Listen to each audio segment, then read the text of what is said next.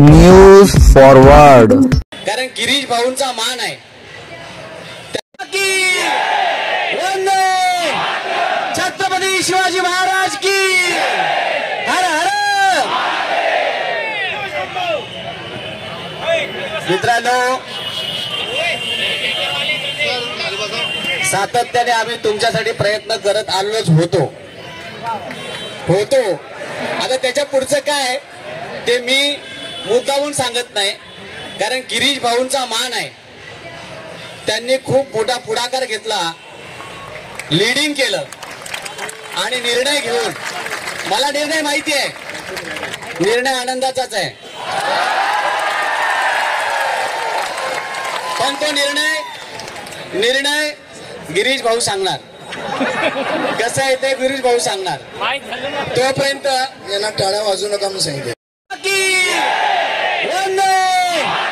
छत्रपती शिवाजी महाराज। सत्तेचे आमदार आदरणीय अब्दुल सत्तार साहेब यांनी मैदानावरती आगमन केलेले एकदा जोरदार त्यांना टाळ्या वाजवल्या।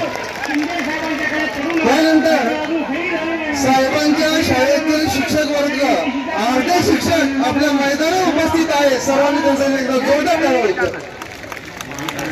आदरणीय सत्तार साहेब यांना मी अशी विनंती करतो की शासनातर्फे आपण आमच्या शिक्षकांना काहीतरी कारवाई करावी, त्यांचा निर्णय मार्गी लावावा अशी आपल्याला विनंती करतो।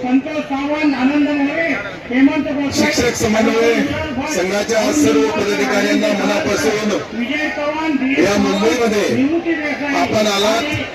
अनेक कोणी 400 किलोमीटर, कोणी 700 किलोमीटर, कोणी 800 किलोमीटर इतक्या दुरून गेल्या अनेक दिवसापासून संघर्ष करत आहात। या संघर्षामध्ये मी कॅबिनेटमध्ये असताना केसरकर साहेब, आम्ही एकनाथ शिंदे साहेबांनी GR काढला। हे अनेक मुख्यमंत्री महोदय झाले, अनेक सरकारी आली, परंतु शिक्षकांचा प्रश्न जो आहे तो सातत्याने, जी परिस्थिती, जो आमचा मूळ गाभा आहे, जो आमचा बेसमेंट आहे, जे आमचे पुढची येणारी पिढी घडवण्याचं काम जे शिक्षक बांधव करतात, त्यामध्ये आमदार असेल, खासदार असेल, कलेक्टर असेल, न्यायाधीश असेल किंवा अनेक खात्यामध्ये कार्यरत असलेले कर्मचारी असेल, या सर्वाला तयार करण्याचा, या सर्वाला शिकवून देण्याचा, त्याच्या आई वडिलांनंतर कोणी काम करत असेल तर शिक्षक बांधव आणि शिक्षक हे करतात। आणि इतकी मोठी जबाबदारी समोरून मला माहित आहे की मी सत्ताधारी आमदार आहे, परंतु सत्ताधारी आमदार असल्यानंतर ही लोकांच्या भावना, ज्या शिक्षकांनी 13-13, 12-12 वर्ष, 14-14 वर्ष झाले, कोणी 20% वर आहे, कोणी 40% वर आहे, आणि आम्ही ही वचन दिलं होतं की आम्ही टप्प्याटप्प्याने प्रत्येक वर्षी 100% जोपर्यंत त्याची अंमलबजावणी करावी।